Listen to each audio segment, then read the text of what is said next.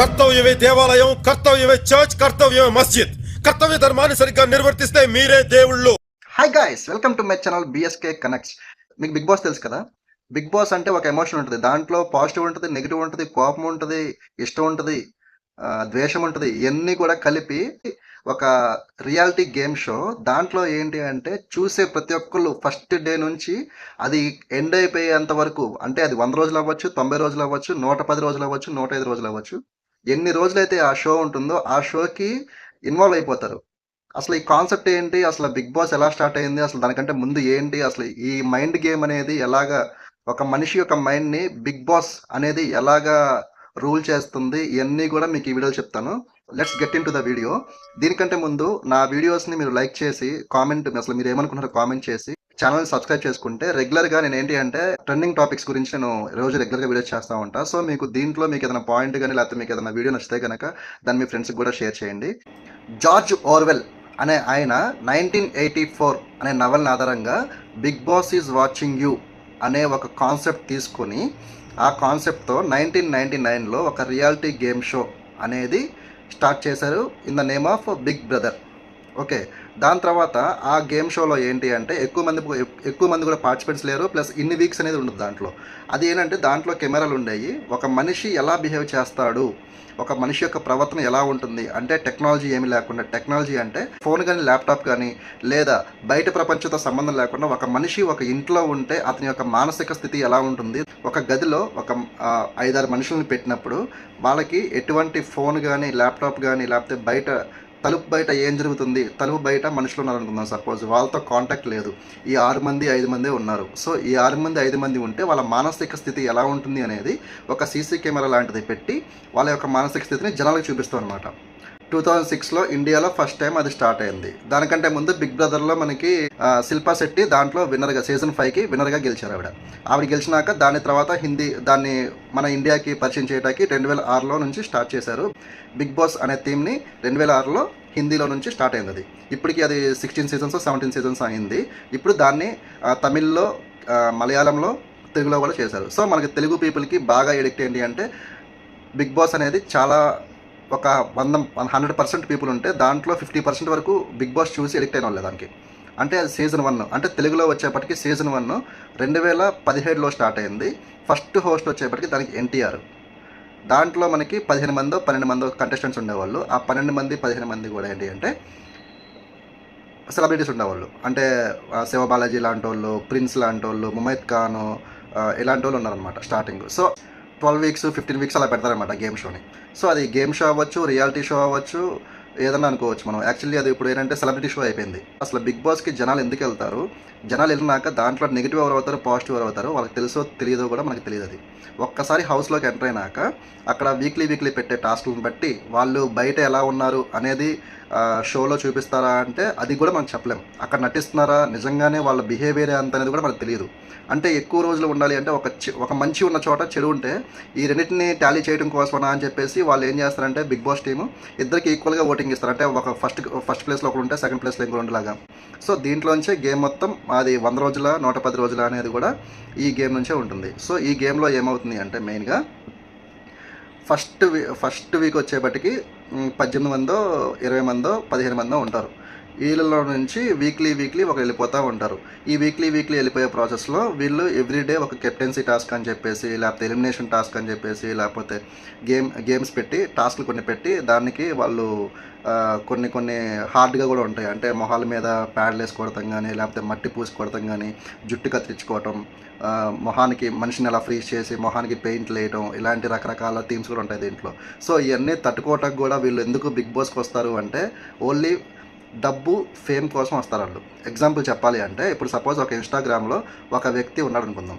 ఆ వ్యక్తికి ఏదో అతను రీల్స్ చేసుకుంటా ఒక 1,00,000 మంది ఫాలోవర్స్ ఉన్నారనుకుందాం. ఆ 1,00,000 మంది ఫాలోవర్స్ని బిగ్ బాస్లోకి డైవర్ట్ చేస్తే ఆ 1,00,000 మంది బిగ్ బాస్ చూస్తారు, ఫస్ట్ పాయింట్. సో ఇక్కడ ఏంటంటే టీఆర్పీ రేట్ అనేది బిగ్ బాస్కి పెరుగుతుంది. సో బిగ్ బాస్ వాళ్ళని ప్రిఫర్ చేస్తారు. వాళ్ళు ఎందుకు వస్తారు అంటే 1,00,000 మంది సబ్స్క్రైబర్సే ఉన్నారు. ఈ గేమ్ షో చూడటం వల్ల ఏమవుతుంది అంటే వీళ్ళు కోట్లాది మంది తెలుస్తారు. సో వీళ్ళ బిహేవియర్ని బేస్ చేసుకుని జనాలు బయట వీళ్ళు వచ్చినాక వీళ్ళు ఒక సెలబ్రిటీ లాగా అయిపోదాం అనుకుంటారు వాళ్ళు. కానీ దీంట్లో సెలబ్రిటీ అయ్యేది కొంతమంది అవుతారు, కొంతమంది ఏంటంటే ప్యూర్ టోటల్గా నెగిటివ్ అయిపోయి వాళ్ళు జనాలకి మొహం కూడా చూపించలేని స్టేజ్కి కూడా వెళ్ళిపోతారు. అయినా కూడా బిగ్ బాస్కి వెళ్ళటానికి ఎన్ని సీజన్లు వస్తున్నా కూడా వాళ్ళు రెడీగానే ఉంటారు. ఎందుకంటే వాళ్ళు ఏంటో వాళ్ళు ప్రూవ్ చేసుకుందాం అని చెప్పేసి. ఇంకోటి ఫైనాన్షియల్గా ఎవ్రీ వీక్ ఆన్ వీక్ వాళ్ళకి మనీ వస్తూ ఉంటుంది. సో ఆ మనీని వాళ్ళ ఫ్యామిలీస్కి ఇస్తూ ఉంటారు. సో వాళ్ళకేంటంటే ఇప్పుడు వాళ్ళు ఒక షార్ట్ ఫిలిం చేసినా లేకపోతే ఏదన్నా చేసినా కూడా రీల్స్ చేసినా వాళ్ళకి అంత అమౌంట్ రాదు. సో వీళ్ళు ఎవ్రీ వీక్ సస్టైన్ అవ్వడం కోసం గేమ్స్ మంచిగా ఆడచ్చు, లేకపోతే నెగిటివ్గా ఉండొచ్చు, ఏమో చెప్పలేము. అంటే కన్నింగ్ గేమ్స్ ఆడచ్చు, మంచి గేమ్స్ ఆడచ్చు, ఎలాగన్నా ఆడచ్చు. వాళ్ళు ఏంటంటే వాళ్ళకి లోపలికి వెళ్ళినాక ఏం చేస్తున్నారో తెలియదు. వాళ్ళకి బయట 100 రకాలుగా అనుకుంటారు. అంటే ఇలాగ వెళ్ళి ఇలాగ ఆడాలి, మనం మంచిగా ఉండాలి అనుకున్నప్పుడు కూడా 10 మంది ఉన్నప్పుడు 10 మైండ్ సెట్లతో ఉన్నప్పుడు ఏంటంటే వాళ్ళకి ఖచ్చితంగా వాళ్ళకి ఏం చేస్తున్నారు, ఏం మాట్లాడుతున్నారు అనేది వీక్ ఆన్ వీక్ హోస్ట్ వచ్చి చెప్తే కానీ మనకు తెలియదు.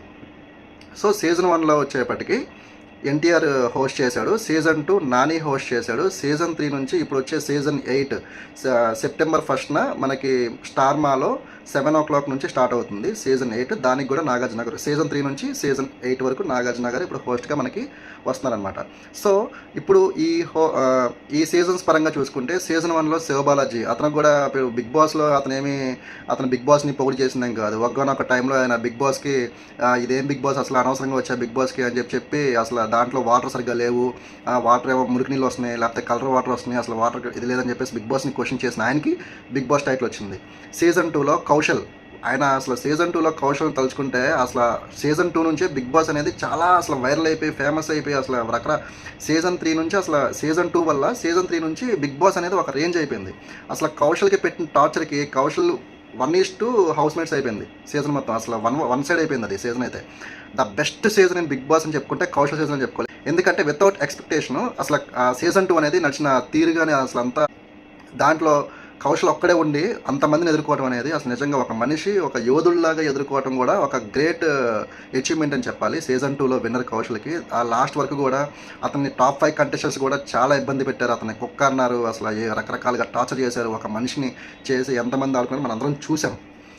సో సీజన్ 3కి వచ్చేప్పటికి అది ప్యూర్గా అర్థమైపోయింది, మనం మంచిగా ఉండాలి అనే గేమ్. ఇది కామెడీకి వెళ్ళిపోయి సీజన్ 3లో వచ్చేప్పటికి శ్రీముఖి రాహుల్కి కంపేర్ చేసుకుంటే రాహుల్ విన్నర్ అయ్యాడు. కానీ యాక్చువల్లీ శ్రీముఖి అయ్యిద్దని చెప్పేసి అందరం అనుకున్నాడు. కానీ end of the day Rahul అయ్యాడు. కానీ సీజన్ 2లో కౌశల్ గేమ్స్ ఆడేవాడు, పద్ధతిగా ఉండేవాడు, లాజిక్స్ మాట్లాడు అన్నీ చేసేవాడు. కానీ సీజన్ 3లో వచ్చేప్పటికి రాహుల్ సిప్లిగంజ్ వచ్చేప్పటికి పెద్దగా గేమ్స్ ఆడింది లేదు, ఏమీ లేదు, అలా ఉండి బద్ధకంగా ఉండి కూర్చున్నా కూడా ఓట్లు పడి గెలిచిన contestant Rahul Sipligunj. Only in the name of ఫేమ్లో గెలిచాడు, అతనుకున్న సెలబ్రిటీ స్టేటస్ మీద గెలిచేశాడు. కానీ యాక్చువల్లీ దాంట్లో శ్రీముఖికి చాలా బాగా కష్టపడింది, బాబా కూడా బాగా కష్టపడ్డాడు.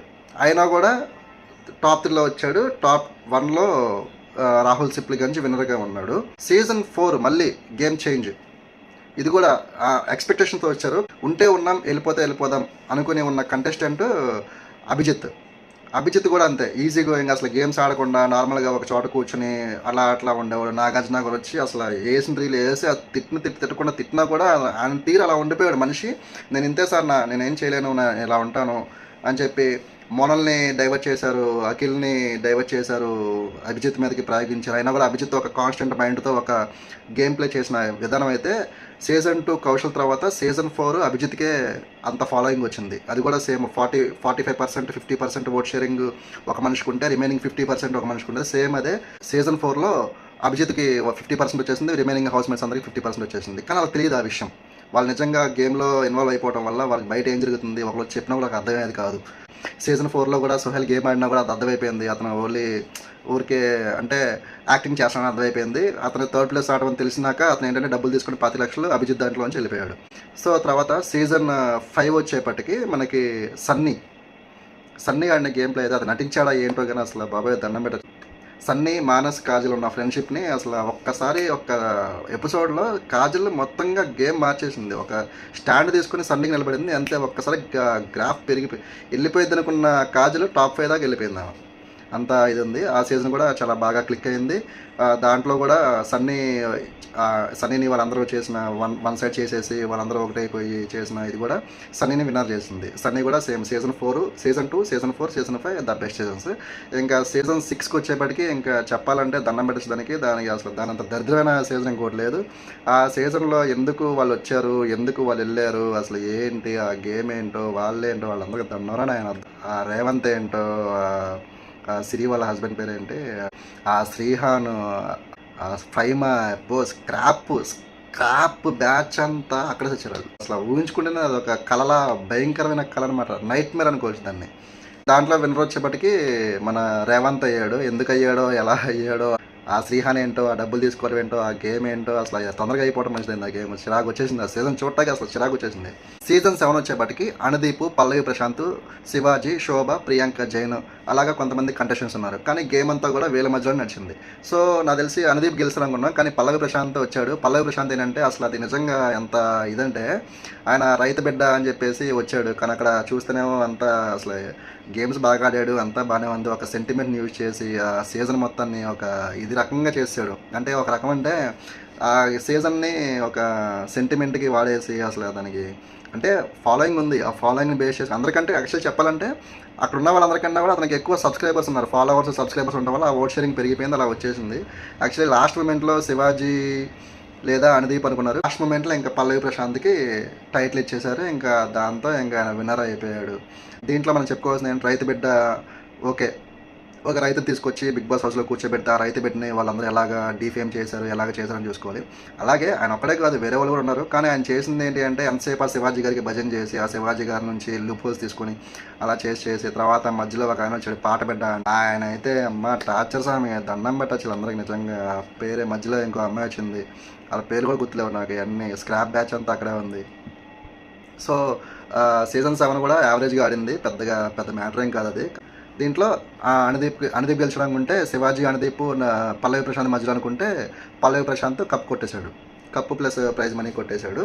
ఇప్పుడు సీజన్ 8 సెప్టెంబర్ 1, 2024 ఈవినింగ్ 7 o'clockకి గేమ్ షో స్టార్ట్ అవుతుంది. అండ్ సో చూద్దాం దీంట్లో ఎవరు వస్తారు ఏంటి, అసలు దీంట్లో ఎవరు బాగా ఆడతారు, ఎవరు బాగా ఆడరు, అసలు దీంట్లో ఉన్న కాన్సెప్ట్ ఏంటి, ఇవన్నీ కూడా మనం సీజన్ స్టార్ట్ అవ్వకముందే చెప్పుకొని మనం ఇంకా ఎక్సైట్మెంట్ ఫీల్ అయ్యకంటే ఒకసారి మనం సెప్టెంబర్ 1 నుంచి ఈ షో రివ్యూని మనం స్టార్ట్ చేద్దాము. నా పాయింట్ ఆఫ్ వ్యూ చెప్తాను, దాంట్లో మీరు కరెక్ట్ అయితే దాన్ని కామెంట్ చేసి దాన్ని వైరల్ చేయండి. నెక్స్ట్ అంటే ఇప్పుడు నేను చెప్పేది ఏంటి అంటే, ఇప్పుడు కొంతమంది ఉంటారు, కొంతమందికి ఫేవరెటిజం చేస్తారు.